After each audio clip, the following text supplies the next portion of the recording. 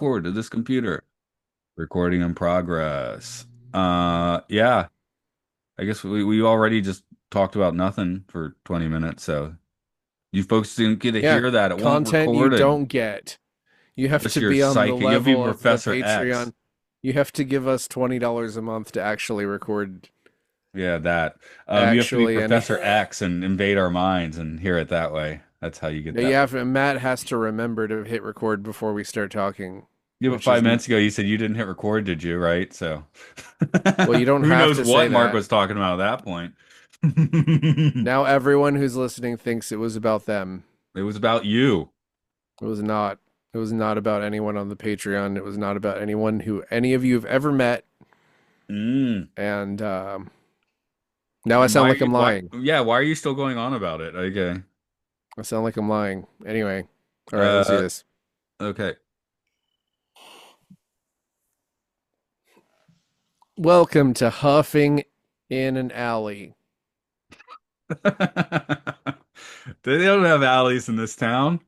I guess Salt Neck huffing doesn't have against a wall. huffing against an abandoned structure. There you go. That's the way to Yes. do it. Man, if I was a huffer, I could totally do that in Japan. We have so many abandoned structures. It's great. Well, it's not great because the population is getting old and dying, but So did I do a good enough job of making you think so much about what this episode was actually about that you were kind of blindsided by the reveal that Harmony Cobell invented Severance?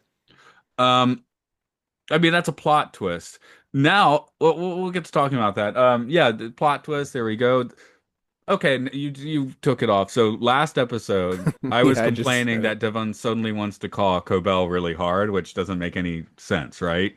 It only makes sense if you see the last 10 minutes of this episode, kind of. So it well, I all mean, clicks it in the still end, but doesn't. She doesn't know that. yeah, I She know. doesn't know that she doesn't know that she's that Yeah, I she's know. calling the person who invented Severance. It's just like yeah, okay, sometimes your gut feeling is correct. You're like, Maybe it, yes, I yeah, should call this person because they know what's going on.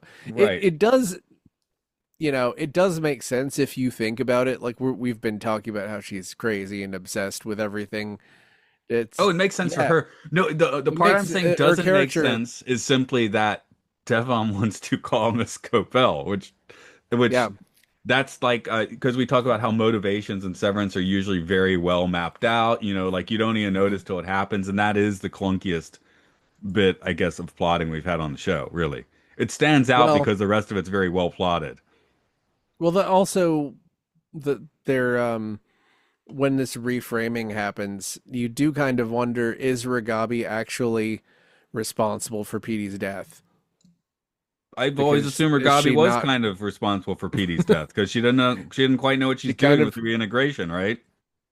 yeah, so she kind of doesn't seem to know what she's doing. I mean, I'm not doing So, it like you killed him way. And also Petey ran off too soon, right? If he did stay under her eye, maybe it would have worked out a little better. I mean, he might have still died or he might have not, but since he ran off and was going crazy in convenience stores, he did die. yeah, but maybe, I mean, well, hell, she's gone. She's now at Mark's house. Devin drove him out, right? So Mark is, well, now the inventor's driving over, but she's still 200 miles away. How far away was Salt's Neck? I don't remember what the sign I said. don't remember.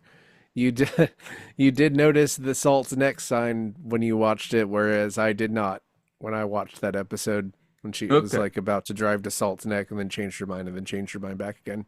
Well, maybe in great part because it's a salty sea town, right? And if you remember 20 years ago, I did the environmental education, worked in a few salty sea towns, and Coves Harbor or something like that. I worked real close to a place that Salt's Neck looks like a metropolis next to this place, and they had the old abandoned heron factory, and Heroin Factory? herring. Oh yeah, Oh, that would make sense with the old ether factory, but no, herring, the fish. They had a really good seafood restaurant, and I think when I was there, the horse was the mayor. They had voted the horse in as their mayor because it I've really did. definitely heard of such a thing, but I don't know if it's the same horse that I've heard of than that I feel like this place is is so here. small, the horse couldn't be famous enough. It's also the only time I was in Canada for Canada Day, and Hmm. and they celebrated Canada Day by floating like 1,000 rubber tiny rubber ducks down a creek. Well, that sounds like something that a horse mayor would sanction, Yes, perhaps. horse mayor says float the ducks. I get it. That Just the may- horse just neighs, and they think that it said to float a bunch of rubber ducks Well, if it down the came out in this river. episode that a horse was the mayor of Salt's Neck, that would have you would have been like, of course, that would have made I sense. don't know. I don't know. I think the mayor of Salt Neck is probably a Lumen employee or Yeah, so something. Seal Cove. There we go. That's the town I was thinking of. So Seal Cove, it's Hmm. like take this town and make it quainter, and that's where I was hanging out for a summer. But it wasn't snowy because it was summer. It was cool though. We were in a fog bank. I remember some students came for a week of camp, and it was foggy that week, and they never saw the island. Well, this says the first search result for Seal Cove says that it's eroding. Okay, maybe it's gonna fall into the bay sometime before long. The horse mayor needs to giddy up and fix everything. Build a seawall, yeah. Okay. Anyway, trivia for Salt's Neck. Excuse me, sweet vitriol. Sweet, salty neck. Vitriol. This is the first episode Salty of and sweet. Severance, not entirely filmed in the United States. Many scenes were filmed in and around Bona Vista, Newfoundland, and Labrador, Canada. I think Newfoundland and Labrador is one Yeah, that word, from the mean one place I was thing. working, that's on the eastern side of the, excuse me, it's on the western side of the Bay of Fundy. So these locations would be, they might be Atlantic side, but yeah, Newfoundland's on the other side of that bay. So it really is the same idea, I guess. We had more Hmm, trees in Seal Cove. interesting. Do you have seals? You have to think. You have to Yeah. think. I've been to Maybe not. places that had to, we had puffins. We took a boat out to this island that was entirely populated by puffins. Yeah, but you weren't in Puffin Cove. You were in Seal Cove. Could have been Puffin Cove. And also, that was an Um, island that you had to take an hour boat ride to get to from Seal Cove. So, I don't know what that's like. Anyway, it's Ben Stiller is back to direct for the first time since episode 4, Woe's Hollow. And we'll see him again for the season finale in just 2 weeks. The maybe Ben writing Stiller credit, likes to get outside. He doesn't want to I be think he stuck on the just, severance floor. yeah, it seems like maybe he's trying to tell us something. Like maybe he wants to, he wants to quit directing the show, which maybe may portend something. The writing credit is shared by Casey Perry and Adam County, both new names to us, but respectively, they are the consulting producer for Severance Season 2 and the co-executive producer of every episode this season, except episode 5. So congrats on the time off. No bios for either, and they don't have any more writing credits on the show after these. So we'll see if we see them again next season, but for now they'll just keep on producing, whatever that is. Keep on producing. Yeah, they're just producing. Anyway, as Hampton, this week we have James LeGros. That's Gros. He was born in 1962 in Minnesota. He's also Ben Robert Loggia's son-in-law since 1992. You might recognize him as his wife's name is Christina. I should at least name her and not just name the men. You might recognize him as Mike from Phantasm 2 when the role originally played by A. Michael Baldwin was recast. He was picked in favor of Brad Pitt, so he likes to talk about that a lot in interviews. Notably, Baldwin returned for the other 3 films in the series, including the one from 2016, which is literally just Reggie and the tall man sitting in a hospital dying. That sounds Uh, fun. you, yeah, it's something. You can also see him in Near Dark, Drugstore Cowboy, Point Break, Living in Oblivion, and he played the final patient of Dr. Gregory House. The way that's worded makes me kind of wonder if Dr. House dies at the end of the series. He continues to work regularly in film and TV to this day. Jane Alexander is here as Celestine or Sissy Cobell, born Jane Seyfarth Quigley in Boston to an orthopedic surgeon and a nurse in 1939. She began, uh, that's weird. My notes just skipped from one sentence to another. She had great success on Broadway before her film career started. Somehow I couldn't find the entire list of her awards, but she has some Tonys and some Emmys and 4 Oscar nominations, possibly the closest to an EGOT we've had on the show so far. And she was elected chairperson or appointed chairperson of National Endowment of the Arts from 1993 to 1998. She was, in fact, nominated for Outstanding Guest Actress for this episode, but lost to Merritt Wever for the show Severance. Anyway, her illustrious filmography includes All the President's Men, Kramer versus Kramer, Glory, The Ring, and Malice in Wonderland. And that's the trivia. Okay, I will do a story for you. Do it. Harmony Cobell heads home for Salt's Neck, a crumbling, snowy seaside town with a shuttered Lumon ether factory. In fact, her and childhood co-worker Hampton used to do illegal child labor at the factory, at least before Cobell joined Lumen's Wintertide intern program. She excelled, invented the severance procedure, and became the floor manager for a while. But wait, didn't Jay Megan create Severance? Old Aunt Sissy certainly believes so, enough to try and burn a notebook that Cobell did. Fortunately, Aunt Sissy's really old, so Cobell snatches it back and drives off while Hampton faces oncoming Lumon vehicles steeled by a hit of ether, while Cobell finally accepts that phone call from Devon. I kind of went more just explaining the backstory than at the actual plot, I guess, but that is kind of what we're doing here, right? A lot of the plot was kind of people passing out doing ether in Yeah, rooms. meet me at the factory. Let's drive to the house. I didn't mention the house at all because I mean, if you're mentioning Aunt Sis, you don't really have to. I mean, I didn't mention mom, did Mommy Charlotte. I mean, it's there, but She's dead. she's dead. She's not in the episode. That She breathing pulled out tube. her own tube. Yeah. Well, that's what Aunt So, Sissy says. so this is the lowest rated episode of the show. Did you like it? Well, I think you sent me in as a contrarian because you told me that. So I was like, I'm gonna like it. Screw everyone, right? So I don't in think I that told you you were going to like it. I said you were going to like the last one and that I really like this one, Well, which you I can like see this one why. too. I do Yeah, this agree. one is very good. I'm on team last one, but like I said, I spent at least a summer in a well, they weren't huffing ether, but I just yeah, the location was kind of like appealing to me because I have spent time in a location along these lines, so that was kind of fun. Now the thing that you said is you thought this was the Lynchian episode. I'm still like now the last one because Mm. I see what you're saying. People just hanging around huffing ether and saying weird stuff, and I get what you're saying because what you're It's saying is general more like weirdness. yeah, you're coming with kind of a Blue Velvet, Twin Peaks, nicer side general weirdness, where I'm saying they're, looking for lost highway trippiness, and the last episode had that, right? So, Yeah, it my is kind least of like favorite David Lynch movie. the last episode and this episode almost are like a weird case study into things that are Lynchian. Yeah, Severance seems and like the right show to do it, but yeah. I like that this show commits to doing matched pairs of episodes, especially this season. And if you take these 2 episodes as a matched pair, it's like a really crazy idea.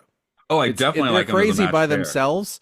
They're crazy by themselves, but when you take them together, it's just if you watched a movie and it was this, you would lose your mind. Okay, It okay, would be yeah, put the two really together. insane. Would you intercut them as a movie though? Would you cut like go back and forth, or does it just have to be two distinct pieces? Probably, yeah. You'd probably intercut, but well, but could you? Because the previous episode already cut back and forth between reality and past and present as it was. Well, if you're trying to do experimental film, why not? That's clearly why the two are distinguished, because that would be an insane viewing. Yeah. Is it a flashback? Is it a future forward? Is it a dream? Is it what? Is this what? Yeah, Well, if you hadn't watched the show before, you definitely wouldn't know that Gemma was experiencing that yeah. now. You know what I mean? Anyway, Untenable is a movie. But yes, it's so yes, I like the episode. Is it? You don't get to see your friends. I think that bums out a bunch of people. I mean, it's just Hmm. it's the Arquette show, which is great because she's great, but you're just missing everything from Severance almost in this episode, right? So there's no elevator Well, ding for you. There's no white, it's like, clean, sterile walls because we're not on the Severance floor at all. but it's almost like you went to the basement last time and then now you're going to the sub basement, Okay, sure. right? It's Yeah. like you're going to the if you're playing a video game, this is like when you find the area that's all messed up and that you never imagined would be in this game that's all futuristic and you're in this like horrific cave full of zombies. Is that what BioShock does? I never actually played through this. I feel like BioShock's environments are pretty uniform, Okay. but Again, did not actually play. I didn't finish it. I didn't finish it, so my bad. Didn't start. So I guess we should stop talking about BioShock and talk about sweet But vitriol. but if you're talking about like Dark Souls games and adjacent, like usually you think the game is about one thing and then you find a room where there's Lovecraftian experiments in those Okay. games. Well, And you're here like, we just oh have no. a decrepit fishing ether town where people are huffing ether, you know? It is Yeah, weird. but Okay, let's consider the ether factory. so I missed this in the trivia because it was behind a spoiler tag, which I don't know why. I guess someone would consider, hey, a spoiler for this episode, people will Let's be also doing just ether. take the grain of sweet vitriolic salt that sometimes the IMDb trivia can be a little bit not correct. Well, it's made by submitted by viewers because there's no way that Amazon would pay to have someone research facts. Yes. Um, Anyway, the tell it, hit it episode with title, us. the episode title, "Sweet Vitriol," is an archaic name for ether, which was produced in the factory in Cobell's hometown, where ether addiction seems to be a rampant problem. Okay, that If you checks out. told I me, can eat that trivia for yeah, if you told lunch. me, hey, Cobell's town is full of ether addicts, I wouldn't be like, you spoilered me. No, no, but I It's mean, not hey, a. it is if Anyway, you just want to be surprised, it is a surprise, right? So I suppose I didn't expect that Lumen was sort of got like their the start in the idea ether for business. Severance started in an ether factory because in real life it started from a door factory. So that itself, I think that's pretty like this episode is really funny to me. Like people just huffing stuff the whole time, and then Cobell yelling at people that they do too many drugs, and then going up in a room and doing drugs and passing out. It's like, I haven't It's done this very since I was funny. 8, which made me think of a line It's from Fight Club, very which I won't funny. repeat Uh here, huh. but Yeah. It is a lot like that. I think it's a almost a callback or a hat tip. we were all Yeah. supposed to think that. Okay, what are the other quotes I wrote down? Because the quotes and it was "Get your harpy hands off me." That's a good one. Um, what else? Oh, and this almost is like the credo of the show when Aunt Sissy says, "Everything you have, you owe back to the Egan's as fealty." Yep. That's like that would be like the family crest or something of Lumon. I'm calling Lumon a family and the Egan's the company in this case, but whatever. Well, we don't know what happens to Hampton after at the end of the episode, but he's like, "Come tame these tempers, assholes," which is Do you think he certainly something he would say to he a did? cult I after he did say left. he was steeled by ether because he had recently done the ether, but I don't think he huffed for that, or maybe he did Well, off she said camera, he but sold it, mm, right? Or was she talking about something else? I I don't don't know if she's know. talking about a different drug. She said the shame is that you sell it, and then they started making out. Yeah. So no, he has. I just thought it would be fun if he said the line while the cars were coming, then took a huff, which he did not I do on yeah, camera. I love that this this show showed like young people and they're straight laced and friendly, even though they're angry at Lumen, and then it shows a town full of older people and they all like flirt and huff ether and make out. I guess it's kind of like if you stay at one of those Margaritaville communities. You know what I'm talking about? Oh, what is it? The one in Florida where they had a whole system where your car has like a colored thing hanging from your rearview mirror that's what you're into, right? Oh, You know what maybe. I'm talking about? It sounds like you know more than me. I just thought that would be the place for, people 65 and up to go around huffing things and banging each other. Margaritaville community seems like the right place. So hey, if they're doing it, Star Trek Rise what what is it called there? You're supposed to display your crap. I forgot what it was, but Um, yeah, the villages, that's what it's called. So it's oh, okay. like you have a loofah and your loofah designates how you swing, like white, novices and beginners; purple, voyeur and people who like to watch; pink, soft swap, people who like to do it with others in the room; blue, lowest level of full swap, those who can play with others; yellow, mid-level swap, for those who want to have fun but are still nervous; black, full swap, those who say what the hell, let it all go down; teal, bisexual, for those who want to increase their dating chances. That's a very clinical description of it, but I Okay, just pulled if that I from were writing memory. this episode, by the way, I would have included that for the residents of Salt's Neck. Oh, I should have pulled up the Jalopnik article because they illustrate it with pictures of the sponges. Oh my. Okay. Is that worse than ether?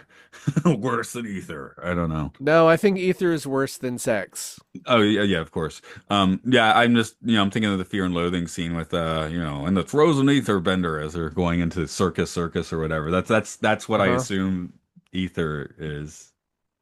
I'll admit to doing whatever. I've never done ether, and I don't I'm think just sitting anyone's ever here offered wondering me if I've ether. done ether. I think I have not. I don't. No, I haven't huffed I or don't anything like that. So no, no, no I don't ether. think anyone's offered me ether, But if so I you're don't have a is chance. what do they knock you out with at the hospital now? I had surgery a few years ago.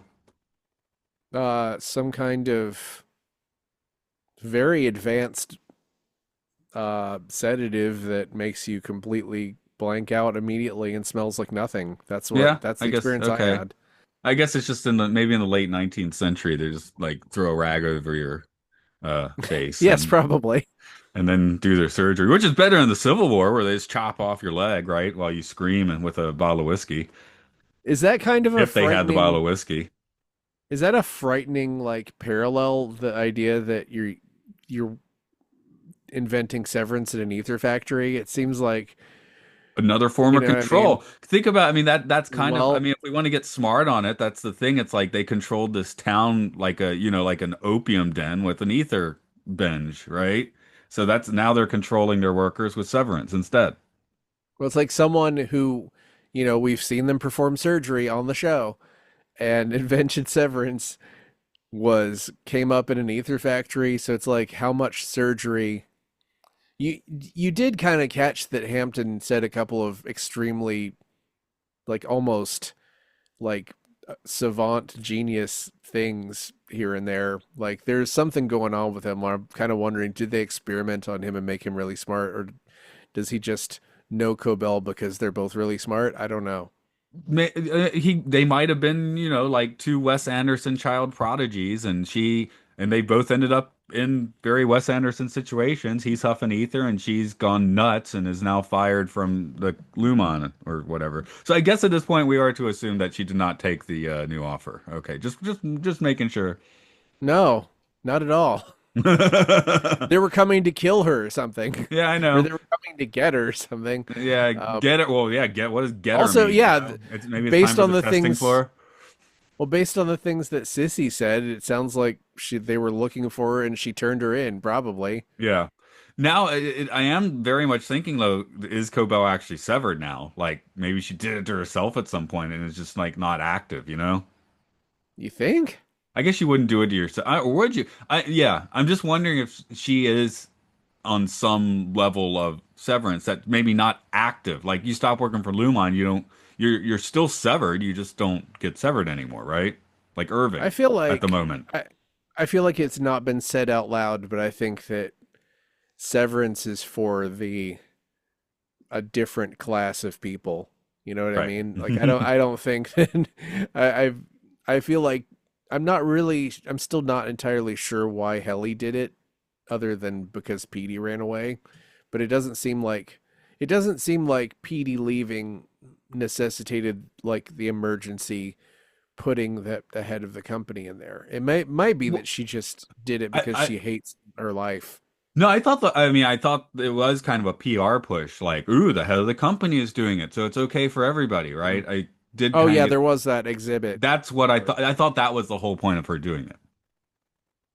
well, it And didn't now really it's work just out. now she has to keep going back, like they did the PR, so it should be fine. But yeah, now we have all the complication. Now it's like, no, it actually has to be Helly, not you down there, right? So I still kind of wonder I think if she was there's some planning to be kind of finished by now, you know?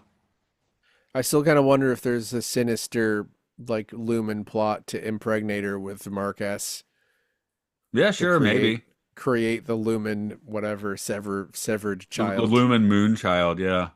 Yeah, exactly. Well, no, the Moonchild isn't birthed, right? Isn't the Moonchild something like like they show up or something? Wasn't that the whole thing? Yeah, maybe. I don't know. I feel like it's a Crowley thing. Like, make sure you do it on the right date, and but Lumon would be into that stuff, right? So, maybe saying Moonchild's not the wrong idea.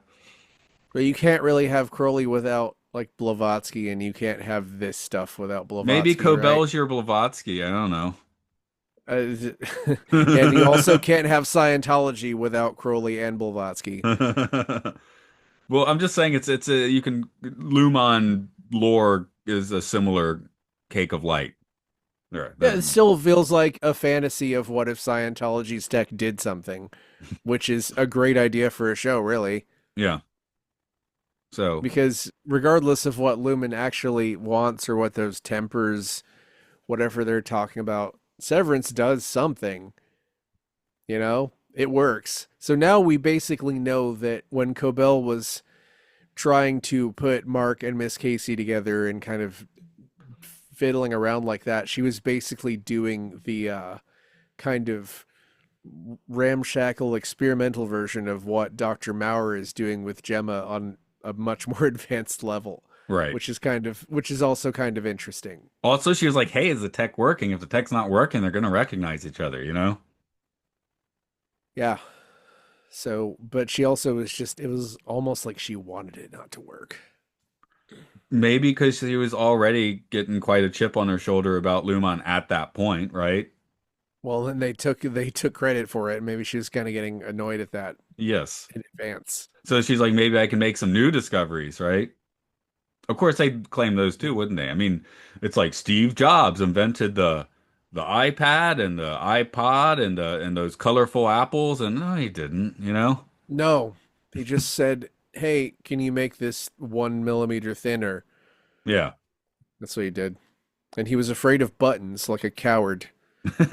Buttons are fun. I just saw a gachapon Yeah. machine last week. Actually, well, it's still there. I saw it this morning too, but it's a gachapon machine of cockpit toggle switches. You get a cockpit Whoa, toggle cool. switch. Wait, cockpick? Cockpit. Sorry, I Oh, know I just I thought you mush said mouthed it. cockpick, and I was like, lockpick? Cockpick? Cockpit. You're What? picking your cock, man. No, it's just Yeah, it's just like one switch from what would be in like an airplane, right? that sounds fun. I'd have that. I'd take Okay. that. I guess I can get Well, you one know, for you we if you just want. have you watched the movie? Have you watched the movie that we're doing for Films and Filth this week yet? No, I am not. No, there's a really fun scene on an airplane. Anyway, Okay, that's neither here nor there, but neither is Salt's Neck. Let's talk about geography. So, did they call? Did they actually refer to the Lumon town, the one we spend most of our time in, by name in this one? I thought it was just called Salt's Neck. No, no, no. I mean the town we are usually in, the one with the Severance building. Oh, I think it's actually called Kier. Oh, Um, okay. I heard if I'm something. not mistaken, I think it is actually called Kier, like the name of Okay, the town. it might be. So we got Kier. We'll call it that just because we got that. We got Salt's Neck. There was at least one other place on the road sign. So it seems like I'm just on this, like, are we living in a, um, a glass bubble of some kind, you know? I'm sorry, I looked up, I searched town for where Severance takes place, and the AI says, or it's not the AI, whatever. Severance, is Kier a real town? Kier's not a real, I mean, No, it's it's a not a real real place. town. Of course, it's not a real town.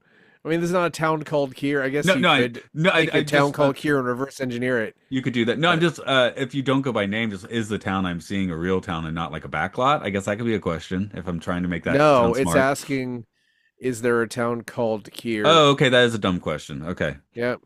I was trying Well, to make some sense. they'll just write out anything these days. I was just listening to a podcast where they were talking about backlot, so it's on the mind. So Yeah. on location versus the backlot is Now, is a reasonable question. that's why, but that's, you know, the one of the main advantages of quote unquote prestige TV is that they will like go above and beyond to film on location and make it look good, whereas it's not like the cost cutting stuff. Like like, yeah, the prisoner was looked great whenever it was on the island, but every once in a while it would just be like inside of More than every once in a while a as it box. went Yeah. on. Yeah. Yes. Of course, they own that in the last few episodes because now you're just building crazy land for two maniacs to run around in. So Of course. But we're Star Trek fans. You can take any financial difficulty making your show and segue into something interesting. But this show looks great. This town right, it's looks going to look great. more like a movie if you can use better locations, which that's what prestige TV wants to do. It wants to be like we are now the movies, which old TV was Yeah. like we know we look crappier than the movies. So something like The Prisoner for Mm. 60s television looks amazing, right? Even though you can Yeah. still poke holes in it, it's still television. Whereas now television has been, it's like television's supposed to compete directly with movies now. But also remember The Prisoner was, notably one of the most expensive shows, That's if what I'm not the saying. most It expensive was the show of all time prestige at the time. at the Yeah. time. It was the prestige TV, but now it would Until not. And Space now, 1999. yeah. So just to reference where our podcasts go. Yeah. Um, Yeah, that's what I'm doing. But yeah, I don't mind the season being every 2 years and being 10 episodes if it looks and is acted this well, that's the great. thing with Severance makes perfect sense as a 10 episode season. It comes out every 2 or 3 years. That works for Severance, like Star Trek. You got Strange New Worlds and you got 10 episodes. Like, feel like you need a few more to flesh, kind of have some breathing space for this thing. But in that case, And I every want my episode next is a year to novelty start. episode now. Yeah, basically, and it's just like insane, like tonal whiplash, where it's like this is a do do do Yeah. do do do comedy episode, and then the next one's like hardcore monsters or something. Yeah, So, zombies that are exploding and Klingons fighting zombies. yeah, and you can Cool. do all that if you have a 22 episode season, no problem, right? But when you have 10, it does make for some whiplash, and then I gotta wait. Well, I think the next Strange New Worlds is not too long away, but yeah, you're wait with the show like that. You're also waiting multiple years, but on a show like that, that's. I wonder if the old school TV model will ever return. Because if you do 22 episodes a season, obviously you are now cutting a few more corners. That's just how it happens. Well, I straight up don't want it. And the main reason is just because I have access to every TV show that's ever existed. Mm, So let's say, when I dedicated myself to watching Deep Space Nine and Voyager, that is a bunch of time. I'm not saying I regretted watching the shows, but it took like 8 times longer to yeah. watch those than it would Also, to watch Severance two would modern be shows. Severance would be maddening if it was a 22 episode season. Like, you know, then it I would be guess, like yeah. Lost, where there'd be too many mystery boxes that have to wait. You have to wait like 3 months. Where Severance it goes in a nice clip and moves on, which is nice. I don't know if other people feel like this as they age, but I think about time a lot differently now, where I'm kind of feel time is precious, and I really don't want to. I don't want something to like. I don't watch The Simpsons anymore, and I haven't for 10 or 12 years because last time I tried to watch The Simpsons, there was I watched one episode that was kind of okay, one episode that was bad. And it's like, no, I'm not gonna. I I'm not haven't seen going The to Simpsons for watch. years. Even if there are 8 episodes in a season of The Simpsons, if two of them are bad, that's still not really worth my time because I can watch the older ones and know that they're good, which is not even really a thing I do, but still, it's just there's enough good Simpsons that I don't need to watch bad Simpsons, and there's so much of it, I and I got know a lot of discs of people it. I just got keep it on the watching. physical media. Um, I don't I really need, but that's those just It's very accessible, but still, my point is just that I I know like there are definitely a lot of people in their 40s. They're just so well. I'm going to rewatch The Office for the eighth time because it makes me comfortable, and I don't feel like I'm on Earth to be comfortable. I want to experience new things, and it'd be great if I could just experience a new thing for 8 hours and then move on yeah. to Or another go new back to thing. things you properly forgot about, right? Like I just went back and Yeah, or things I missed. because I found it for $2. I was like, oh, here's Blow on Blu-ray for $2. I haven't seen that since the early 2000s. I've forgotten most of the movie, so it was kind of like watching it for the first time for the second time. I think it was pretty good. It's pretty good. It's not the best thing ever, but it's it's an entertaining movie. Yes. Um, Yeah, but there's so much that I'm not going to have time to watch. Like the only thing I have like a crisis about is that I'm not going to have enough physical time in my lifetime to watch everything I want to watch. So if things are shorter and I can get them out of the way, then that's kind of better. yeah, like yesterday Um, I had orchestra practice and we were having lunch, so I put on Arrival uh for the family because like well I can watch for that 20 minutes was the Amy Adams the alien thing, right? okay. The So other one's The Arrival, right? yeah, the other one's The Arrival. And I was like, I can watch this for 20 minutes and then go to orchestra practice or whatever. And 20 minutes in, it's like, actually, I do need to properly rewatch this movie sometime because I've forgotten a lot of this stuff. So maybe that was a bad Hmm. choice for a 20-minute and run movie. But Hmm. I think Well, I think they only watched it 10 minutes after I left, though. So I guess we're all on the same page. We can start it up again. I might have watched that twice. I'm not really sure. Hmm. But Um, anyway, I like the idea that this season is short and sometimes it's really slow. Like for some reason, things being really slow is I like it much better if it's part of a shorter amount of time. I think some people are like, there are only 10 episodes and you did this with one of them. Like some people are I think that's probably the main reason for the upset because they're like, well, I want to be in the office and have funny fruit jokes and at the stuff. same time, Patricia I'm not Arquette trying hasn't to been on the show since what, episode 3? So obviously they've been saving a blast at Cobell, and here it is. that's kind of that's I like that. I'm sorry, I'm not trying to make fun of people who are only in it for the office stuff, but it's just kind of a thing where I think different people are in for different or into the show for different reasons.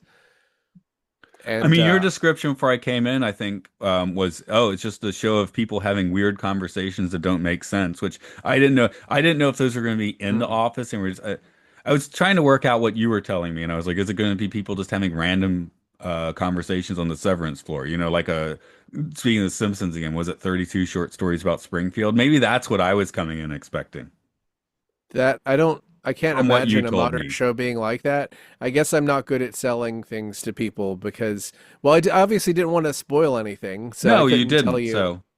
So your I couldn't explanation tell you was exactly what correct. it It's was. just I took it the wrong way, which is probably how it should have happened, right?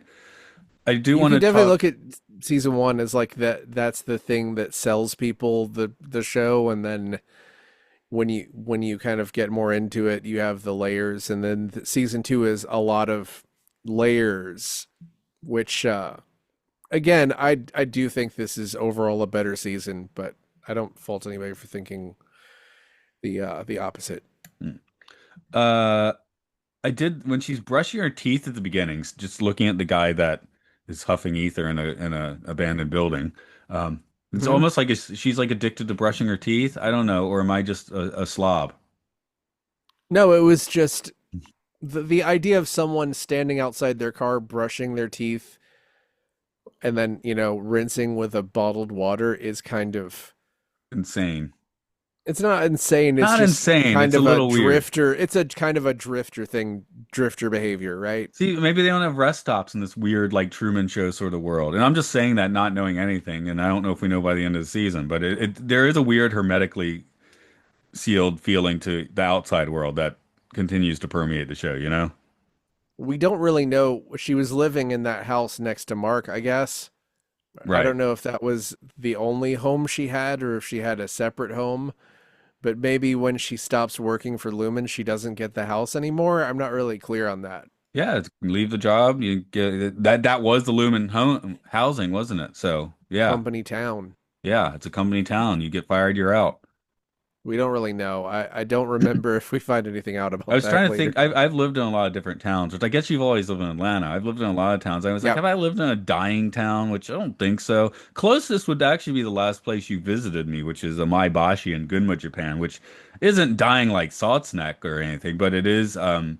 It definitely they built the bullet train one town over, so Maebashi ended up kind of eating it a little bit because it's now the other town is the main event.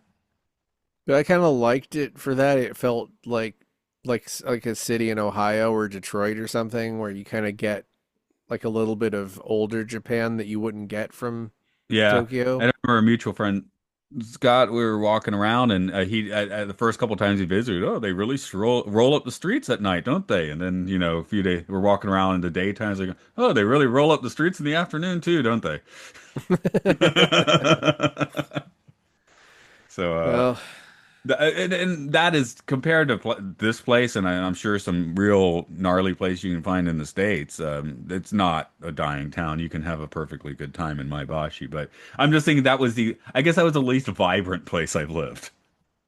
didn't you? Wasn't I'm trying to think if was this something you showed me or if it was just something I saw on YouTube randomly. There's like a train station that wasn't used anymore, so it was just a train station in the middle of the woods. I think I you think it's probably saw probably it on something I saw YouTube, on but yeah, YouTube. no, they have those. There's train lines here that no longer exist. So if you went up that Mm, path, you'd probably find something like that for sure. Where I'm living now, it's fine. relative. We got lots of tourists. Sometimes when I'm taking the train to work, there'll be like people taking photos of the train coming in and coming out. I started noticing from my classroom it seemed really busy across the street. Mhm. And it turns out that's the location of an anime that's airing right now. So when I'm teaching classes, there's like tourists across the street from me taking pictures and Mhm. stuff, which that's kind of weird. It's a famous So, bowling alley now. so this is also, I don't know if you noticed, it's also the shortest episode of the show Oh, I at noticed that 37 37 minutes. minutes, which to be honest, if it is going to be fully a Cobell, we'll call it a character piece for lack of a better word. I mean, you don't want to go on forever, right? It's a one woman show in this case. So I mean, could Patricia Well, Arquette hold the screen for another 15 minutes? Sure, but in story terms, it's like kind of like let's do it, right? well, I've gone on record multiple times that I like it being the length that it is, Hmm. whatever the story calls for. Yeah, I guess if I am going to give a strike against the episode, it's because we are now doing this podcast and it's time for a performance review, and there's no one to performance review in this episode. You could, the Sissy snitched, so you could give her a review or She doesn't something. work for Lumon though. She's You just a give Mr. devotee. Drummond a review because he's probably coming in a car or something. Okay, well he didn't get her, so see. Yeah, see. She's not working for Lumon. I was even confused about that for if she was going to taking that job. I guess she did drive off in a huff, which is a suggestion of no. But um, I'm in pretty TV terms, sure. you're not sure. In real No, I life was terms, pretty yes. sure. Yeah. Okay. Good point. Anyway, no one. We hear Mark Scout say one line on the telephone at the end, but that's nothing to review. So who does Hampton work for? Nobody. No, he's selling He ether. runs So a restaurant. and sells ether. He runs a restaurant and sells ether, presumably out of his restaurant. A Is he plus. is he selling? Yeah, okay. Is he selling Lumon ether still? I guess maybe A unless plus and Lumen Ether unless the A Ether factory got bought by somebody else. A plus franchisor. Well, that one's closed, right? But they might make it somewhere else. So I'd like to think Lumon's still in the ether business. Yeah, you just get a like tank that has the Lumen logo on it. So those Hilarious. those are our performance reviews. Yeah, and I Maybe when do you're 8 years old, you learn how to make ether, and then you just never forget, and he just never makes his own forget, ether in the never kitchen. remember. That's the ether credo. Never forget, never remember. Never forget, never remember. Um, But I think if you're watching this week to week, especially at this point, you're like, man, I miss seeing Jack Cherry. I could see you thinking that after seeing this episode. We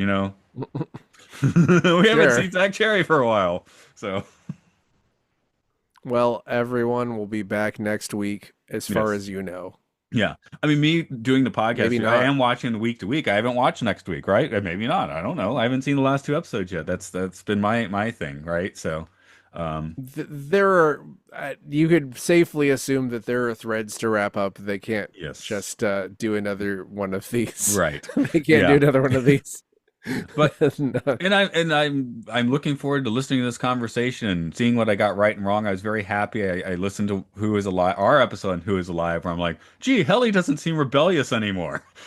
I'm like, well, I didn't catch the plot twist, but I certainly caught on. So Yeah, I was just kind of holding my tongue. I may have spoiled something else, but I don't think you noticed. okay, good. Uh, so anything else you want to throw on this one? I mean, I guess that is the performance review because. there's not much to say on that end. How high is a Um, bearded vulture? I guess it's. I guess the idea is that it's in the clouds, and that's why it looks like it has a beard.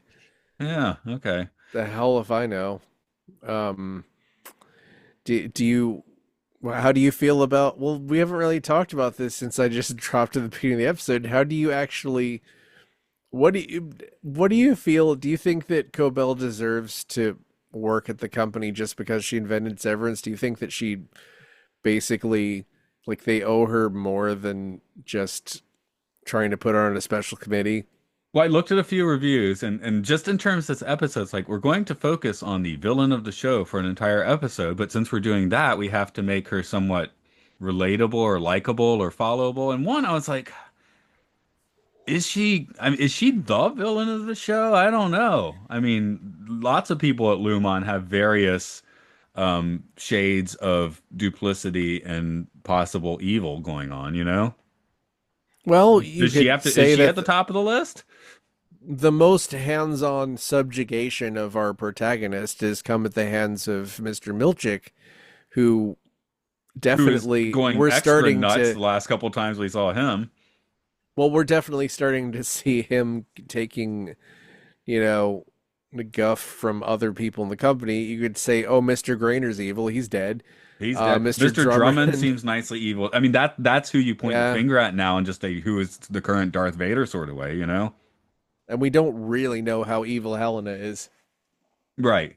And Daddy certainly seems weird, if nothing else. I mean, you imagine he's done lots of evil things in that position with his demeanor. So, Yeah, it's like if you're not the the head first of time he used the Lumen, term fetid moppet, I'm sure. you can be the child of the head of Lumen and maybe you're not evil, but you can't be the head of Lumen and not be evil, right? Yeah. Yes. I mean, you're running frickin' Severance and you're running the testing floor. I mean, you have to have some knowledge of that. I don't know. I'm pretty sure, yeah, that it's like you could maybe make the argument that a Scientologist below Tom Cruise isn't evil, but it's hard to make the argument that like David Miscavige or Tom Cruise are not evil on some level Well, because of the amount of control if they you have. take the Lumon job, then and you get severed, are you complicit in their evil? No, I think you're a victim Yeah, okay. always. I, It's just like if I go now and go take a job with Amazon, I already know what Amazon's reputation is. yeah, but you're not making decisions at Amazon. Like Yeah. if you're severed and then when you're severed when your innie makes decisions at Amazon, then you're still not actually but maybe that's what the show's trying to say the whole time anyway. Well, yeah, of course. Is that I don't know. I mean, the Um discussion does spring naturally from the show. We're not on a wild tangent for once. uh-huh. I I don't know, but it I normally I don't like it when stories make the world small, like, oh, the person we've been spending all the time with invented the severance. But in this case, I do like it because it kind of explains things that I didn't really consider to myself. It maybe it needs explaining that she could just drill into someone's brain and take the chip out with no effort and then be out like a ninja out of a funeral after doing brain Yeah, I surgery on was a going to call you out on corpse. that when you said we've seen her do surgery in the show before. I'm like, well, we saw her drilling into a corpse, which I guess But still, technically you you can call would. that surgery. But still, if you hadn't, if you didn't know anything about the technology, you'd most likely have to like hack away a lot before you found the actual place where the thing is, or at least you might damage the chip. You might, but she got it out entirely pretty quickly. So that does explain that, doesn't it? I mean, I guess you could also explain it by that she went to college or when you work at Lumen, you're trained to know exactly where the chip is. Well, no, I was going to say if you're on a bus tour or something and the bus breaks down, the tour guide doesn't know how to fix the bus. The driver probably doesn't know how to fix the bus, and you're waiting for, the service folks the mechanic to come out, you know? Yeah. So it does explain a few things, and it explains why she's so invested and why she's so angry. Yeah. Although I was looking at, I looked at a few reviews for this one because you said it was the most kind of hated episode, and what the things Lowest rated. lowest rate or whatever. But and I don't think people hate it. Most of the reviews are like, if this is the worst episode of Severance, then it's doing pretty well for itself, you know. So I lowest mean, rated is 6.6, yeah, which which that's is not great, but yeah, it deserves better than that. But one of the things that it mhm. didn't, and this might be why the Devon wanting to call her is such a stick in my craw, but they were like, I have the feeling that in season one they did not have the idea that Cobell had invented Severance. This seems to be something they decided in this season, and it smelled that way Who to them. knows? Yeah, we don't It's know, not but impossible. We know that we know that Milchick had a smaller role that was increased when they realized what a great actor they had for that guy. right, So things do change. yeah, You haven't and they watched Breaking should. Bad. They should. I mean, But don't make Breaking out a Bad, series there's Bible for 5 years and then just stick to it unerringly when you can, yeah. make some decisions. Well, Breaking Bad, the one of the main characters of the show was supposed to be killed off in the middle of season one, and they just kept him because they realized what they had. And then there was one character in season two who was supposed to be a main character, but they killed him off because he ended up with a scheduling conflict. Ah, actually, I've seen all of season one. I just haven't seen the other seasons. Oh, so yeah, Jesse Pinkman was supposed to get I killed off. He figured wasn't that's gonna. what you were talking about there. So I don't think that's really a spoiler for anyone. But yeah, while I keep saying I have not seen Breaking Bad, I actually did see the first season and the first episode of season two, I think, and I just got busy or whatever. Maybe that's when I started podcasting. I don't remember. Hmm. Did Tuco Salamanca show up in the first episode of Dude, I season even two? watching that was like 5 years Anyway, ago. So okay. yeah, yeah. Well, it's worth your time to. I do have to start I from the mean, beginning. don't make me do a podcast on it, but you should watch it. No, that's one of the things. Like, I feel like if I do it again, I got to go back and review season one as well, which is I'm like, it feels like extra work, you know. Review it. Um, yeah. We should just do a. Can we just do a podcast where it's just like 5 episodes and we just do one episode per season of Breaking Bad? Like, would that make you watch it? I don't know. Um, That sounds like a stupid idea, but yeah. Anyway, I guess we'll rock this one out for today. Rock it out. I don't know why I said that because I'm stretching. That's why. yeah, Um, because this show ends with a song by the Cult. no, 'cause I was rocking out the end. That's why. Okay. The favorite band of people who are around that age. Did make me feel pretty old that the guy who was the teenager in Phantasm 2 is like an old man in the show. This episode. Um, anyway, if you want to feel like an old man or woman or person, then go to I don't know why I phrased it like that. If you want to feel young again, then go to If you patreon.com want to slash do ether, podcast yeah podcast yes or podcast you podcast yes.org. Go do ether while you listen to podcasts like Lucas Pokemon and Game Show and Time Enough podcast 1999, Films and Filth, the Citizen Kane of podcasts, Occult Disney, the Occult Disney of podcasts, um, Mark invented Monster podcasts. He's Mash. got the notebook to prove it. Yep. And when you die, I will go to your funeral and drill into your brain and take the memories of these podcasts away from Oh, that's so sweet. you. Okay, I hit a All record right. there.